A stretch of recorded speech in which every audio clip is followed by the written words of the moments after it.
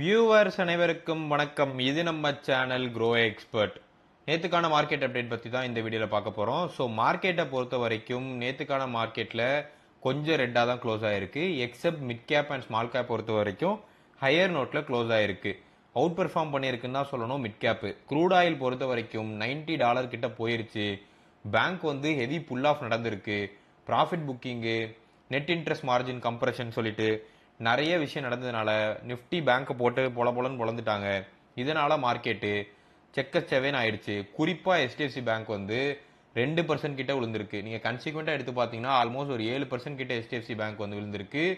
இது ஒரு golden entry opportunity. HDFC bank எப்படி கன்சிடர் பண்ணுங்கிறத இந்த வீடியோல நான் டீட்டெயிலாக பேசுறேன். இது வரைக்கும் நம்ம சேனலை சப்ஸ்கிரைப் பண்ணாம வீடியோ பார்த்துட்டு இருக்கீங்க அப்படின்னா மறக்காம நம்ம சேனலை சப்ஸ்கிரைப் பண்ணிட்டு நம்மளோட க்ரோ எக்ஸ்பர்ட் கம்யூனிட்டி மெம்பர் ஆயிருங்க. Wealth creation, share market update, mind set development, career development, passive income development, இந்த மாதிரி க்ரோத்துக்கான எல்லா கண்டென்ட் பற்றியுமே இந்த சேனலில் நம்ம டீட்டெயிலாக பார்ப்போம். ஸோ ஓவரால் இன்னொரு முக்கியமான டிஸ்க்ளைமர், நாம செபி ரெஜிஸ்டர்ட் அட்வைசர் கிடையாது. எல்லா வீடியோவுமே எஜுகேஷனல் பர்பஸ்க்காண்டி மட்டுமே பண்ணுறோம். பை ஆர் செல் டிசிஷன் பற்றி நம்ம பேசுறது இல்லை. டிஸ்க்ளைமர் ரொம்ப முக்கியம். ஸோ ஓவரால் நிஃப்டி மார்க்கெட் பொறுத்த வரைக்கும் காலையில் கொஞ்சம் பாசிட்டிவாக போய் அப்படியே கீழே விழுந்து மறுபடி கொஞ்சம் அப்படியே மேலே ஏறி நின்றுருக்கு. இந்த கர்வ் கிராஃப் பார்த்தா உங்களுக்கே நல்லாவே தெரிஞ்சிருக்கும். சென்செக்ஸும் அதே பார்த்து தான் ஆல்மோஸ்ட் வந்து ஃபாலோ பண்ணிச்சு. மார்க்கெட் வந்து ஆல்மோஸ்ட் சைட்வேஸ் தான் எடுத்துச்சு. அதுவும் ப்ரிடாமினெண்ட்டாக பேரிஷ் சைடுக்கு சைட்வேஸ் எடுத்திருக்கு. ஸோ ஓவரால் பொறுத்த வரைக்கும் ரெண்டு விஷயம் இன்னைக்கு நல்லா போகல. ஒன்று ருபிக்கு அகேன்ஸ்ட் டாலருக்கு அகேன்ஸ்டாக ருபி 96 போயிருச்சு.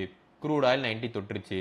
ரெண்டுமே நமக்கு இந்தியன் மார்க்கெட்டுக்கு ரொம்பவே பொருந்தக்கூடாத ஒரு விஷயமும் கூட. ஸோ ஓவரால் பொறுத்த வரைக்கும் geopolitics and energy point of view பொறுத்த வரைக்கும் ஹவுதி நேவல் வந்து என்ன சொல்லியிருக்காங்க, அதாவது சவுதி அரேபியாவுக்கு ஒரு த்ரெட் விட்டுருக்காங்க, நாங்கள் வந்து நேவல் பிளாக்கேட் பண்ணுவோம் மண்டேல அப்படின்னு சொல்லிட்டு. ஸோ இப்போ ஃப்ரெஷ்ஷாக இன்னொரு வார் வந்து ஸ்டார்ட் ஆகிறதுக்கான பிளானும் போயிட்டு இருக்கு. ஈரான் வார், US வார், இப்போ சவுதியும் உள்ளே எடுத்துட்டு வராங்க. இப்படியே போச்சு அப்படின்னா க்ரூட் ஆயிலோட ப்ரைஸ் இப்போதைக்கு விழுவுறதுக்கான சான்சஸே கிடையாது. மார்க்கெட் பொறுத்த வரைக்கும் US ஈரான் மாற்றி மாற்றி போட்டு அடிச்சுக்கிறானுங்க. US குறிப்பாக வந்து 9th டேயா இந்த மிசைல் விட்டு சண்டை போட்டுக்கிட்டு இருக்கான். ஒரு பக்கம் பீஸ் ஸ்டாக் வந்து போயிட்டு இருக்குங்கிற, இன்னொரு பக்கம் இந்த மாதிரி போயிட்டு இருக்காங்க. இதில் நம்ம முக்கியமான ஸ்ட்ராட்டஜியை நம்ம பார்க்க வேண்டியது, ஸோ கண்டிப்பாக வந்து ருபி வந்து வீக்கன் ஆயிரும். ருபி வீக்கன் ஆயிடுச்சுன்னா கோல்டுக்கு ஒரு மாதிரியான ஹெட்ஜ் கிடைக்கும். But at the same time war நடக்கிறதுனால க்ரூட் ஆயில் இன்க்ரீஸ் ஆயிரும், கோல்டு கீழே விழுகும். கோல்டு கீழே விழுந்துச்சுன்னா கன்சிடர் பண்ணுறதுக்கு ரெடி ஆகிக்கோங்க. என்னை பொறுத்த வரைக்கும் குறைஞ்சது ஒரு 1 லட்சம் ஆச்சும் ஃப்ரெஷ் கேஷ் எடுத்து வச்சுக்கோங்க. கோல்டு எப்போவாது 12,000ங்கிற பேஸ் லைன் போச்சுன்னா கண்ணை மூட்டு வாங்கி போட்டுருங்க. இதுக்கு கீழே போகுமா ப்ரோன்னு கேட்டிங்கன்னா நான் ஒன்றும் ஜோசியக்காரன் கிடையாது 12 கீழே போகுமா 12க்கு மேலே போகுமான்னு சொல்கிறதுக்கு. பட் என்னை பொறுத்த வரைக்கும் இந்த வார் சூழ்நிலையெல்லாம் ஈஸ் அவுட் ஆயிடுச்சுன்னா கோல்டு கன்ஃபார்மாக ஒரு 13,000 போயிடும். ஸோ அதனால் அந்த ரீசனில் சொல்கிறேன், அட்லீஸ்ட் உங்களுக்கு ஒரு 1000 ருபீஸ் ஆச்சு அதில் ஹெட்ஜ் கிடைக்கும். ஸோ அதனால் எடுத்து வச்சுக்கோங்க. கோல்டு இன்க்ரீஸ் ஆகும்போது கன்சிடர் பண்ணுறது புத்திசாலித்தனம் கிடையாது. இந்த டைமில் கன்சிடர் பண்ணுறது தான் பெட்டராக இருக்கும்.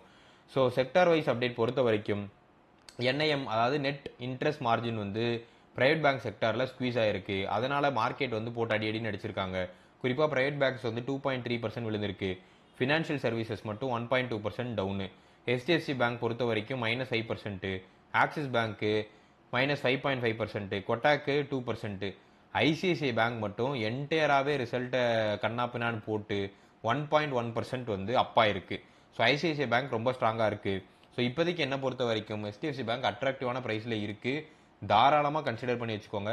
700ங்கிறதுக்குள்ளே எந்த பேஸ் நம்பரில் சுற்றினாலுமே எடுத்து வச்சுக்கோங்க. நான் ரொம்ப ஸ்ட்ராங்காக பிலீவ் பண்ணுறது ICICI பேங்க் மாதிரி HDFC பேங்க்கும் அதோட பொட்டன்ஷியலை கூடிய விரைவில் ரீச் ஆகுங்கிறது.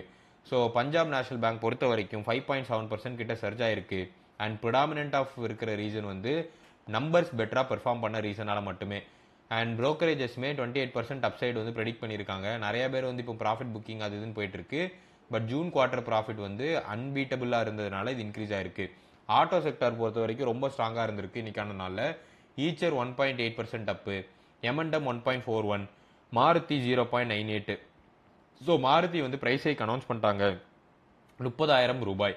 டிவிஎஸ் மோட்டரோட ஸ்டாண்டலோன் Q1 ஓட ப்ராஃபிட் ஆஃப்டர் டேக்ஸ் மட்டும் 1174 கோடி கிட்ட இன்க்ரீஸ் ஆயிருக்கு. இது வந்து ரஃபா 51.35%. பஜாஜ் ஆட்டோ பொறுத்த வரைக்கும் ஆல்மோஸ்ட் வந்து நிறைய எக்ஸ்பெக்டேஷன்ஸ் இருந்துச்சு. பட் 0.92% கிட்ட ஓவரால் கீழே விழுந்திருக்கு. ஸோ செக்டரல் கெயின்ஸ் பொறுத்த வரைக்கும் அல்ட்ராடெக் சிமெண்ட் வந்து 1.45% கிட்ட இன்னைக்கான நாளில் இன்க்ரீஸ் ஆயிருக்கு. இதுக்கு பின்னாடி இருக்கிற ரீசன் Q1ஓட ப்ராஃபிட் ஆஃப்டர் டேக்ஸ் தான். 2599 கோடி கிட்ட வந்திருக்கு, 16.77%. ரெவன்யூ பொறுத்த வரைக்கும் 15% கிட்ட இயர் ஆன் இயர் இன்க்ரீஸ் ஆயிருக்கு. அந்த ரீசனால இதை தூக்கி வச்சிருக்காங்க. நிஃப்டி ஐடி ஓவரால் 0.6% விழுந்திருக்கு. குறிப்பாக டிசிஎஸ் இன்ஃபோசிஸ் மட்டும் 1% கிட்ட கீழே விழுந்திருக்கு. காஸ்பி வந்து 2.8% விழுந்திருக்கு. நிக்கி வந்து 2.02% கிட்ட ஓவரால் விழுந்திருக்கு. ஹெச்சிஎல் டெக் மட்டும்தான் 1.44% ஓவரால் இன்க்ரீஸ் ஆயிருக்கு. இதுக்கு பின்னாடி கம்பெனி ரிலேட்டடாக ஃபண்டமெண்டல் ரீசன் பெருசாக சொல்லிக்கிறதுக்கு இல்லை. டிசிஎஸ் இன்ஃபோசிஸ் நல்ல வேல்யூவேஷனில் இருக்குது. தாராளமாக ரிஸ்க் எடுக்கிறேன், என்னால் பொறுமையாக மார்க்கெட்டில் சர்வே பண்ண முடியும்னு நினச்சிங்கன்னா மொத்தத்தையும் கொண்டு போய் போட்டுறாங்க, ரொம்ப வலிக்கும். ஏன்னா இன்னும் கீழே போச்சுன்னா. பட் அட்லீஸ்ட் வந்து ஒரு 20% ஆஃப் யுவர் போர்ட்ஃபோலியோ வந்து நீங்கள் டிசிஎஸ் இன்ஃபோசிஸில் மூவ் பண்ணி வைக்கிறது பெட்டராக இருக்கும் என்னோட பாயிண்ட் ஆஃப் வியூவில். ஃபார்மா பொறுத்த வரைக்கும் 0.34% கிட்ட க்ளோஸ் ஆயிருக்கு. சிப்லா தான் இன்னைக்கான நாளில் worst performer of the day, -2%. Doctor Reddy -1.45%. Max health care பொறுத்த வரைக்கும் -0.49%. ஸோ என்னை பொறுத்த வரைக்கும் இதில் டாக்டர் ரெட்டி ஒரு நல்ல வேல்யூவேஷனில் இருக்குது, தாராளமாக கன்சிடர் பண்ணிக்க வச்சுக்கோங்க. ஸோ நிறைய கம்பெனிஸோட Q1 ரிசல்ட்ஸ் வந்திருக்கு. ஆல்மோஸ்ட் 40 கம்பெனிஸோட Q1 ரிசல்ட்ஸ் போஸ்ட் பண்ணியிருக்காங்க. குறிப்பாக M&M ஃபினான்ஷியல் சர்வீஸோட Q1 ரிசல்ட்ஸ் தாறுமாறாக இருக்குது. ஆல்மோஸ்ட் 75% கிட்ட ப்ராஃபிட் ஆஃப்டர் டேக்ஸ் வந்து இன்க்ரீஸ் ஆயிருக்கு. ஸோ இந்த ரீசன்னால ஸ்டாக் இன்னைக்கான நாளில் 10% கிட்ட சர்ஜ் ஆயிருக்கு. ஸோ இது ரொம்பவே பெட்டரானது. இதில் பின்னாடி இருக்கிற ரீசன் வந்து tractor finance 45%, passenger vehicle finance 24%, overall நான் வெஹிக்கிள் டிஸ்பர்ஸ்மெண்ட்டாக 79% அவங்க இன்க்ரீஸ் பண்ணி வச்சிருக்காங்க. இந்த ஸ்டாக்கு டில் டேட்டே இண்டஸ்ட்ரியல் பிஆன 21 கம்பேர் பண்ணும்போது 16-17ங்கிற ரேஞ்சில் ட்ரேட் ஆகிட்டு இருக்கு. நல்ல வேல்யூவேஷன் தான். பட் இப்போ 10% சர்ஜ் ஆகும்போது கன்சிடர் பண்ணாதீங்க, விட்டுருங்க. கொஞ்சம் கூல் டவுன் ஆனதுக்கப்புறம் உள்ளே என்ட்ராங்க, பெட்டர் ஆப்பர்ச்சுனிட்டியாக இருக்கும். ஸோ டிவிஎஸ் மோட்டர் பொறுத்த வரைக்கும் ப்ராஃபிட் ஆஃப்டர் டேக்ஸ் வந்து அருமையாக இருந்த காரணத்தினால் இன்னைக்கான நாளில் டிவிஎஸ் மோட்டர் வந்து கண்ணாப்பினான்னு ஏறி இருக்கு. அல்ட்ராடெக் சிமெண்ட்டுக்கு பின்னாடியுமே அதே கேஸ் தான். பேடிஎம் பொறுத்த வரைக்கும் ஆப்ரேஷன்ஸ் பாயிண்ட் ஆஃப் வியூவில் 2448 கோடி கிட்ட பண்ணியிருக்காங்க. ஓவரால் 28% இயர் ஆன் இயர் அப்பு, 8.1% சீக்வன்ஷியலாக இது நடந்திருக்கு. ஸோ அதர் இன்கம் வந்து விழுந்திருக்கு 24.5% இயர் ஆன் இயர். ஸோ இது எல்லாத்தையும் கணக்கெடுத்து பார்க்கும்போது ஸ்டாக் ஓவரால் எக்ஸ்பெக்டேஷனை மீட் பண்ணாத ரீசன்னால 2.58% கிட்ட ஸ்லிப் ஆயிருக்கு, ரெட் லைன் போயிருச்சு. Reliance industry stronger expected Q1 கொடுத்துருக்கு. பட் ஸ்டில் ஸ்டாக் வந்து 1.41% கிட்ட ஓவரால் விழுந்திருக்கு. இதுக்கு பின்னாடி நிறைய ரீசன்ஸ் இருக்குது. இப்போதைக்கு நம்ம இதுக்குள்ளே டீப்பாக போய்க்க வேண்டாம். 1 இயராகவே இந்த ஸ்டாக் வந்து -10% தான் கொடுத்துட்ருக்கு. பட் இந்த ஸ்டாக்கில் நிறைய பொட்டன்ஷியல் நான் ஃபோர்சி பண்ணுறேன், அந்த ரீசனால் இன்வெஸ்ட் பண்ணியிருக்கேன். எவ்வளோ லாங் டேர்முக்கு ஹோல்ட் பண்ணுவேன்னு நான் இன்னும் டிசைட் பண்ணலை. பட் அட்லீஸ்ட் ப்ராஃபிட் புக் பண்ணாமல் இந்த ஸ்டாக் போட்டு வெளியே வர ஐடியா எனக்கு இல்லை. ஸோ பாலிசி பாயிண்ட் ஆஃப் வியூவில் ஆர்பிஐயோட ரெப்போ ரேட் 5.25% கிட்ட இருக்குது. ஓவரால் ரெப்போ ரேட்டை அப்படியே ரீட்டைன் பண்ணுறதா பிளான் இருக்குது. ஜிடிபி க்ரோத் மட்டும் 7.3லேருந்து 7.4 அவங்க வந்து அனௌன்ஸ் பண்ணியிருக்காங்க. அது கொஞ்சம் பாசிட்டிவாக இருக்குது. பட் ப்ரொவைடட் அந்த நம்பர் வந்து உண்மைக்குமே ஆக்சுவல் நம்பர்ஸாக இருந்தால். ஜிஎஸ்டி ரேஷனலைசேஷன் வந்து ஸ்டில் ஒர்க் ஆகிட்டு இருக்குங்கிறது நிறைய பேரோட எதிர்பார்ப்பாக இருக்குது. அண்ட் ஈவன் கவர்மெண்ட் அதை தான் சொல்கிறாங்க. அந்த ரீசனால தான் ஃபின்டெக்கோட ஜிடிபி மட்டும் 6.9லேருந்து 7.4% இன்க்ரீஸ் ஆகிருக்கிறதா அவங்க வந்து ஒரு புள்ளி விவரம் சொல்கிறாங்க. ஸோ ருபி பொறுத்த வரைக்கும் கடந்த 2026 ஓப்பனிங்லேருந்து இப்போ எடுத்து பார்த்தீங்கன்னா 89 ரூபாயிலிருந்து 96 ரூபாய் போயிடுச்சு. இப்படியே போச்சுன்னா ரொம்ப தர்ம சங்கடம் தான் ஓவரால் மார்க்கெட்டுக்கே. எஸ்பிஐ மியூச்சுவல் ஃபண்ட்ஸ் பற்றி நான் நேற்றே பேசியிருந்தேன். லிஸ்டிங் கெயின் கிடச்சிருக்கும். லாங் டேர்முக்கு இது ஒரு நல்ல ஸ்டாக்காக நான் சொல்ல மாட்டேன்.